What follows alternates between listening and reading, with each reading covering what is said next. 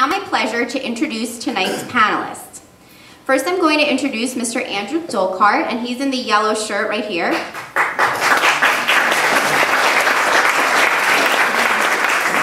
Andrew is the director of the Historic Preservation Program at the James Marston Fitch Associate Professor of Historic Preservation at the Columbia University Graduate School of Architecture, Planning, and Preservation.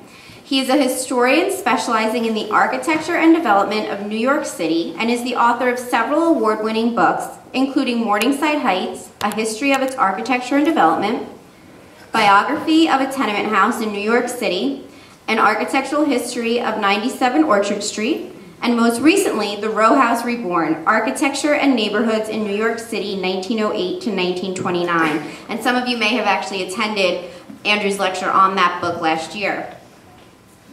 Mr. Dolkart is currently working on a book on the architecture and development of New York City's Garment District, and this is the subject of an exhibition that he has curated, Urban Fabric, the Architecture of New York City's Garment District, currently at the Skyscraper Museum on Battery Place.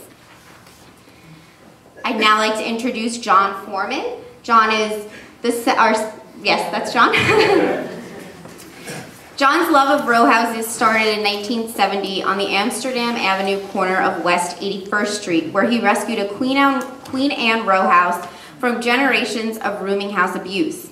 For him, Charles Lockwood's Bricks and Brownstones was as much a validation as an inspiration.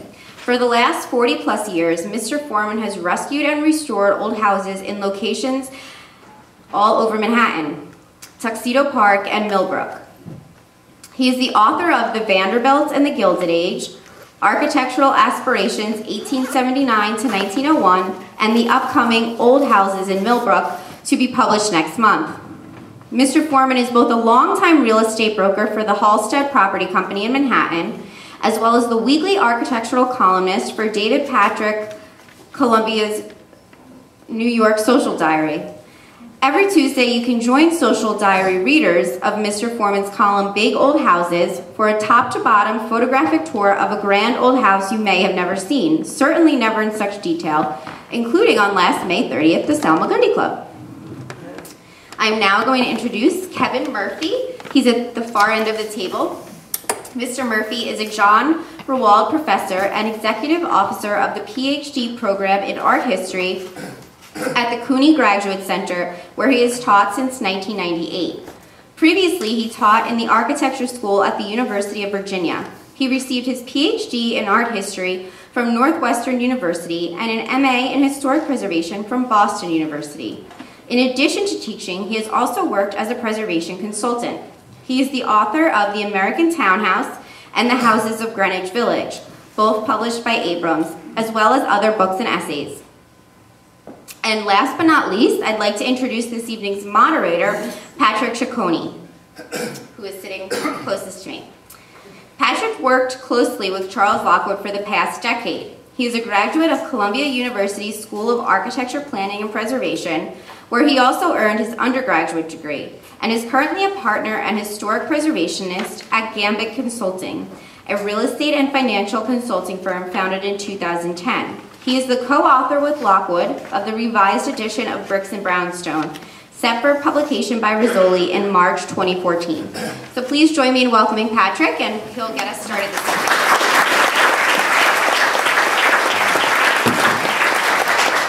All right, thank you, Dana. I would also like to thank Andrew Berman of the GDSHP, Isaac Mallitz and his wife Maureen Baum. Isaac is trustee of the Charles Lockwood Trust.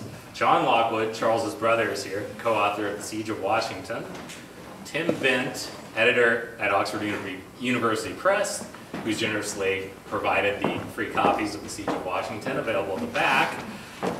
And Scott Quinn, who is Director of Development at the New York Landmarks Conservancy. The New York Landmarks Conservancy has generously stepped forward to be the fiscal conduit for nonprofit donations, the new additional book.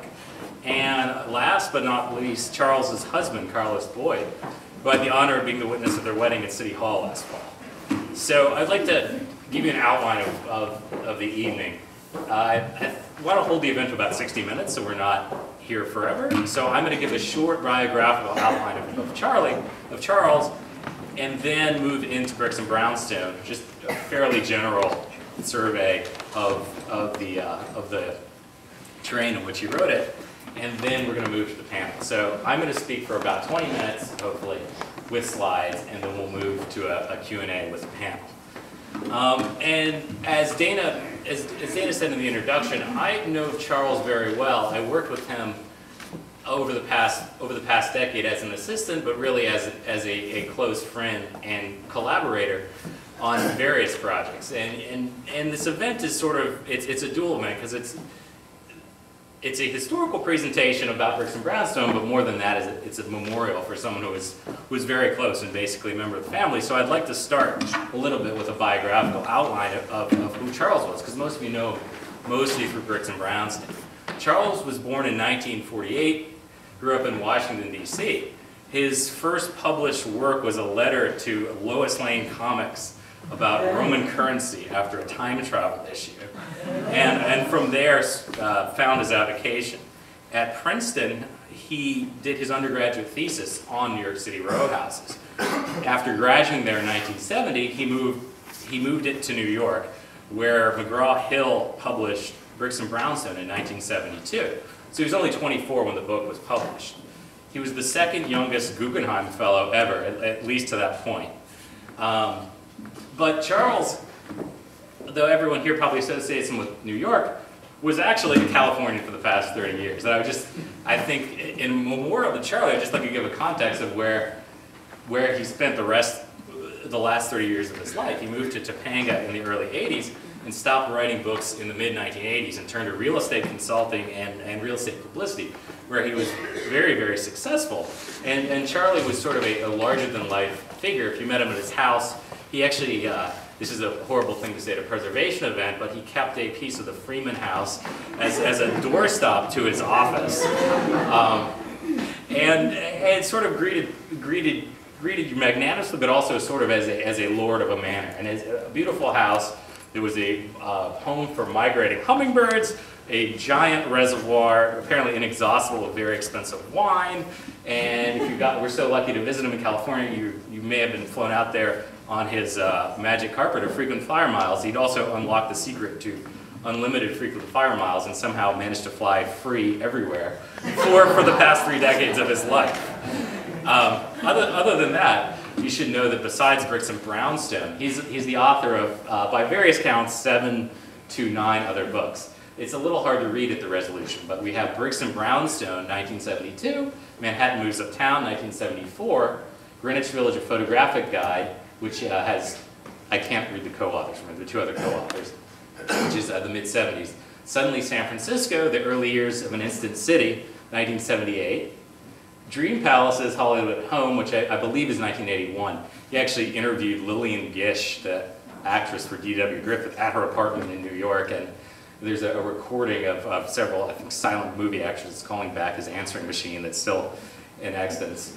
For that book, Estates of Beverly Hills, co-authored with Jeffrey Hyland, A Guide to Hollywood, and then finally co-authored with John Lockwood, his brother, The Siege of Washington, which came out last year from Oxford University Press.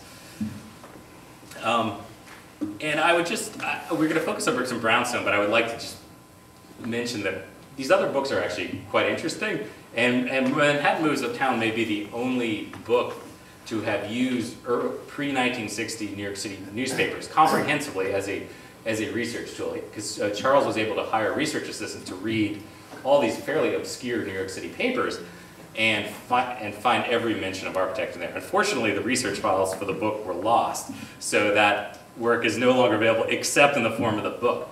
But for all the focus we have on Bricks and Brownstone, we should remember that there are other books. And I thought this summarized Charlie best. This is the bio copy, or the flat bio for Suddenly San Francisco. And this, keep in mind, Charles is 30 in this photo. It says, Charles Lockwood doesn't live in a city. He analyzes it, digs into its history, puts it into perspective. And this book was actually commissioned by the San Francisco Examiner and was advertised by planes flying around the San Francisco harbor. A fairly major work of publicity. Charles said to me that by default Bricks and Brownstone was his favorite book, but in the end that The Siege of Washington, which he wrote with his brother, was his favorite. And I think this comment is telling because for all of Charles' love of architecture, I think it was really the social history of buildings that captured his fancy more. And in writing The Siege of Washington, I think he discovered how he was able to write about these things uncoupled, though not entirely, but mostly uncoupled from the necessities of writing about architecture, which he still loved, but I think he was glad to have a microhistory. And then, to give just a slightly more idea about how Charles's mind worked, is that he was a prolific, in my dealings with him, he was on the West Coast, he would email me on the East Coast, he would generally be up in midday. After that, I would receive a steady stream of emails and faxes, which he still held to through the work on Siege of Washington. So in researching the book in collaboration with John and Charles, I would receive page after page after page of elegantly annotated faxes, as you can see in Charles's very, very delicate cursive. And it was voluminous. We're not talking about half a dozen pages a day. It was really something in the realm of 100 pages a day annotation, constantly going back and forth. And this is one thing I discovered in working with him, is that it's hard to write a work of any historical research without major collaboration. The other thing that Charles I think liked more than the books themselves was actually the process of research. This is the treasure trove that Charles, I believe he uncovered, I'm not sure, at the New York Historical Society of an architect, J.W. Martin's. And since he was on the West Coast, he sent me in to go into this file, not knowing what was there. Little did we know that this was actually full of molding profiles from houses in Brooklyn Heights and I think elsewhere in Park Slope, and including these amazing profiles where they're actually cut from plans of other houses. And you can imagine if you are the author of Bricks and Brownstone, how excited you are. But being on the receiving end also of the research request was really telling, because with the creation of internet sources and searchability, suddenly it unlocked this entire resource of 19th century history, which was not accessible previously, meaning that you could search newspaper classified ads. So this is still very much an unfinished project, but for example, this would have been a needle in 10,000 haystacks previously. But with the help of the Brooklyn Eagle online searching tool, now you can go in and find these things. And Charles himself, in the research files compiled for the next edition of Siege of Washington, he basically spent this as his hobby when he realized he could have access to newspaper classified ads from the 19th century. And though travelers and other people wrote about architecture, really the real story of New York City building, of brownstones, of development is in these ads. And there's a giant print file, again, hand annotated, which we'll be using for the new edition of the book. But this was no longer something he was putting out for publication. This was for years just a hobby of finding the first mention of a cistern in ads and so forth. I mean, he's not the only person to do this, but this was definitely his enthusiasm. All right. Move on to the original Bricks and Brownstone, which was published in 1972. As I said, it was an outgrowth of Charles's undergraduate thesis. And Charles, in the introduction for the Rizzoli edition from 2003, he wrote of his inspiration. He said he walked into the New York Public Library's Donnell Library in Midtown in the summer of 1969. He asked the reference desk, "Where can I find a book on New York brownstones?" "We don't have one," the librarian said. "It's never been written." "Are you sure?" Charles asked, somewhat surprised. "I'm sure," she replied. And this sort of immaculate origin of the book is sort of echoed in Paul Goldberger's introduction to the Rizzoli edition too. He says, "When Charles Lockwood wrote the first edition of Bricks and Brownstone, the New York row house could have almost been called an exotic commodity." But of course, Bricks and Brownstone was not created in a vacuum. David Dunlap succinctly stated this as much in his obituary for Charles, that Bricks and Brownstone both chronicled and furthered the row house revival already underway in New York. And Charles wanted to dedicate the new version of the book to the Brownstoners themselves, as Charles's research for the book was largely conducted in the houses of Brownstoners, mostly in Brooklyn. We'd actually go in from Princeton and spend the night at people who were renovating houses, and actually much of the research for the book was conducted through these sort of site visits rather than at a library. And I thought I would give a little bit of a flavor without going too much of detail of these early Brownstoners and the Brownstone revival that Charlie was able to capture. The 1969 plan for New York City actually describes, this is a giant, sober planning document, but it describes the Brownstoners. It says, of their own free will, in the face of considerable odds and dire predictions, a growing number of younger people have been expending great amounts of psychic energy on the purchase and remodeling of brownstones in beat-up neighborhoods. The people are of all kinds: artists, writers, professionals, junior executives, civil servants, returned suburbanites. There are frontiers to be found in the brownstone rows that have gone badly to seed as rooming houses. The great reservoirs in Brooklyn. Brooklyn Heights has been almost completely renovated, splendidly so, but to the south and east lie large areas with potential to be tapped. And remember this is 1969 now, this is uncharted territory. Cobble Hill, Borum Hill, Carroll Gardens, Fort Greene. The Brownstones are proud most of all of the difficulties they face.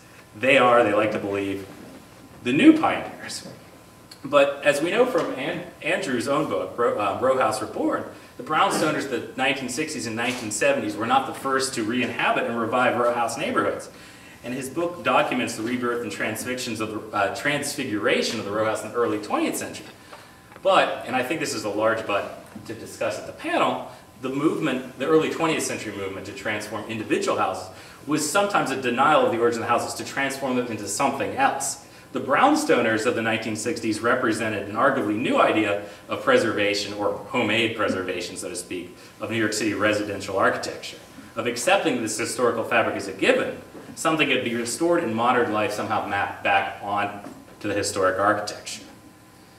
And then I would like to step back for a moment to also, just as Brooks and Brownstone was not written in a vacuum, there is sort of a long history, dating back 70 years before the book was published, of the discovery of row house neighborhoods in New York. This is sort of a famous article by architectural critic Montgomery Schuyler, a small city house in New York, which he praises federal-era houses, and then largely says that this is greatly vulgarizing and elegantly written article, but basically says that after Greek revival, these houses were terrible and no other good row house was built after that. And Schuyler's comments on brownstone, the material of Charles's title, are damning. He said, the ordinary brownstone front was thus a series of pretentious shams, and with these shams, miles of streets of New York were and are composed. To live in them and among them, to become inured to them, was to suffer a deprivation of taste, the more pitiable for being unconscious. The brownstone front was enough to vulgarize a whole population. In our case, it came near succeeding. And this is not just a sentiment limited to a turn of the 20th century acerbic social critic, but the brownstone itself, the brownstone front, instead of being a symbol of elegance, was actually a symbol of New York gone to seed. This is an article from the Washington Post from November 1937, and to quote a couple choice sentences. It says, the brownstone front house, most typical of all New York landmarks, has become a favorite setting for Hollywood film fare dealing with Manhattan. Built in the Gaslight era, row on row, block on block. They once housed not so much the aristocracy of New York as the solid roots in the ground well-to-do upper middle class. Today they are mostly rooming houses, sometimes partly business establishments with dressmakers or low-priced dentists using them for offices. Dingy and drab, they do not suggest run-down gentility, nor down at the heels of respectability. They suggest only cheap lodgings of the most somber sort. But I think this is what is different of 40 years later, and this is sort of a hidden double meaning, because they're actually, what I'm about to read is talking about faux noir material, but this actually also sounds like setting the stage for someone to write a history of the row houses. The writer wrote, Hollywood scenarists are well aware that the brownstone front houses are places where life has appeared as a reversible good, once luxurious, now seedy, but definitely rich in latent story material. So, to offer a few more denigrations of brownstone, this is a famous quote from The Age of Innocence, where Edith Wharton called brownstone the uniform hue that coated New York like a cold chocolate sauce.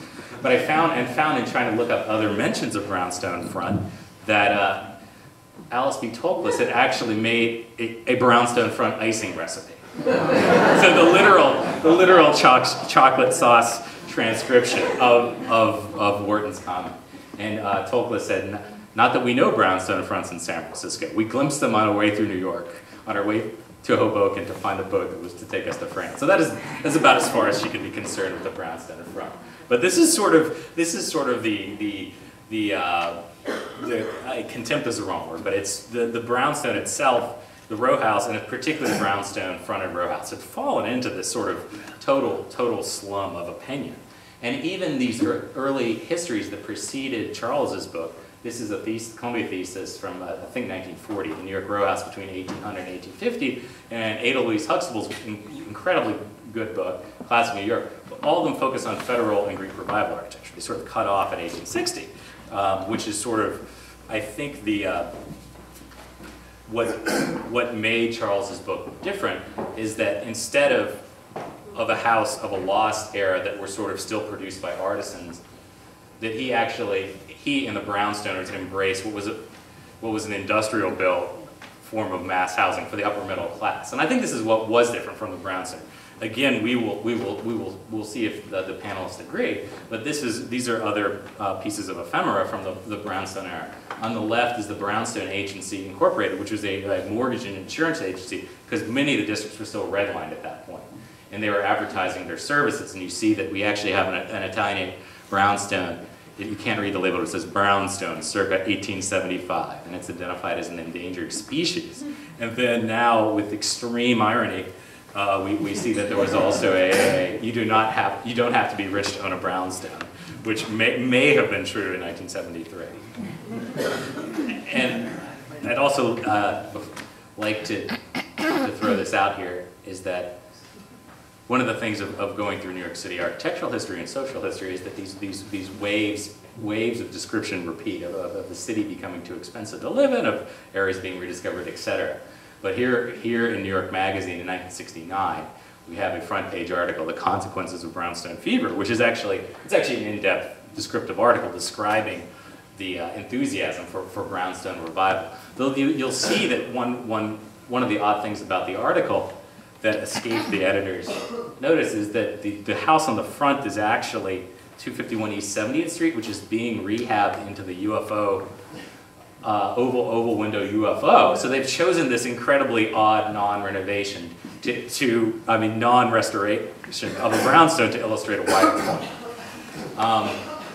And then finally, this is fodder for discussion, because I'd like to leave the book's influence to the panel itself, since I'm not really in a position to judge it as Charles' close associate. But I thought I would offer this Google Analytic chart of the uses of the word brownstone versus historic preservation in American English. I'm not sure if it really means anything, but let me guide you through this. So we're starting at 1800 right here.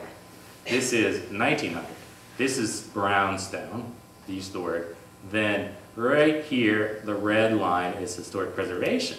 But you'll see this is probably a complete coincidence, but right at the publication of Bricks and Brownstone and historic preservation converge. But if again, I don't think this chart tells us much, but I would like to think that what Charles and the people renovating brownstones encouraged was not people being more interested in brownstones, but it was actually a wider interest in historic preservation itself. All right, before going to the panel, I'd like to close with a couple more personal anecdotes. Charles, that sort of tie him back to a wider history of New York City real estate and architecture. I think many of you here know, but if not, that Charles and the photographer for Bricks and Brownstone, Robert Meyer, were on West 11th Street photographing Greek Revival houses for what at that point was still Charles's thesis, when the Weatherman bomb exploded at 18 West 11th Street, destroying the house. And Charles was the first person to the scene. This is the part of the story that I've never been clear, is that though Robert was the photographer, somehow Charles got the credit. So I don't know if the house exploded, Charles grabbed his camera, then snapped it, or later took the credit, or he was the one to call the Times. But the front page of the Times the next day, March 7th, 1970, you see the flaming ruins of 18 West 11th Street, the photo credits of Charles.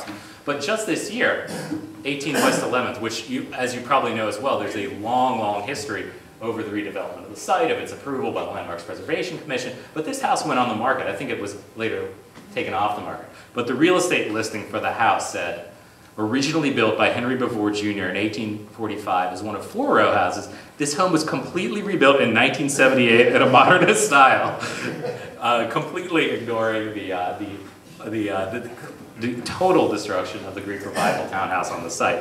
But you can still see how this time warp quality of not really being able to describe historical fabric correctly inflicts real estate listings. But more importantly, I thought I would end on a very personal note.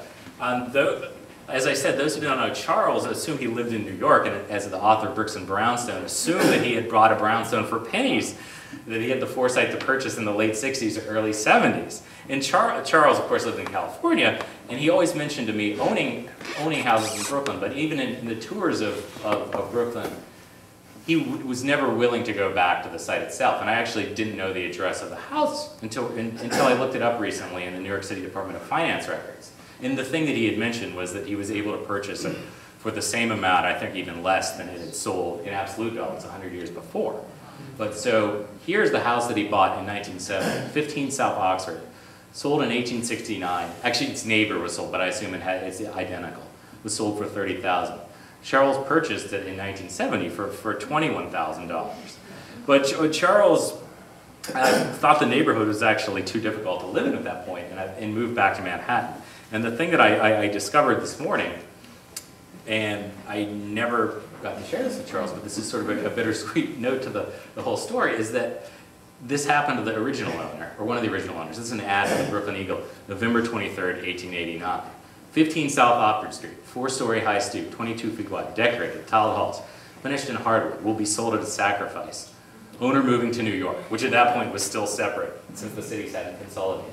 So this happened previously, but I think the wider point is that Charles was obsessed with this small genre of photographs, which is the memorial photographs of people moving uptown in Manhattan. So this is, I don't know the date on this, but this is a memento photo of a parlor before move on Bleecker Street. And this is the family documenting their home downtown before they're going to decamp for more fashionable districts uptown. And this is another version of the same photograph. This is on a much grander scale, but this is the Alfred Tennyson Beals Whitney House at 7 Bowling Green. And I think the interior of this house is actually at the Museum of the City of New York. But this is sort of a last farewell to the house, I believe, and everyone is lined up looking out the windows, documenting what, a neighborhood that will soon be destroyed. But I think this is an important note to leave on for Charles, because I think Charles disliked the contemporary nostalgia for the gritty New York of the 70s completely. And though he didn't discuss it much, he always viewed New York City through a much longer lens of its 19th century history. As Bricks and Brownstone concludes with what now seems like a prophecy that would obviously come to fruition, but I think we should take a moment to think that this might have been a question as an outcome in 1972. Quote, at a time when the death of the American city has been widely accepted, thousands of middle-class couples and families have remained in sometimes trying New York in renovated houses, thereby restoring entire neighborhoods. Besides making for a healthier city, the Brownstone revival also saved thousands of fine 19th century row houses and several architecturally distinguished neighborhoods for the enjoyment of Americans yet unborn. But I think in the reverse, Charles also thought that his favorite subject of Manhattan neighborhoods and other neighborhoods becoming unfashionable, that there was a flip side to it to be lived in the present, where people would be able to rediscover this residue as long as it was left intact. And so I think Bricks and Brownstone, the book itself, has become a monument. And I think the same way that Brownstone stands for the row house itself, Bricks and Brownstone has become inseparable from its subject. And I think that is the greatest memorial that I can think that Charles would leave behind.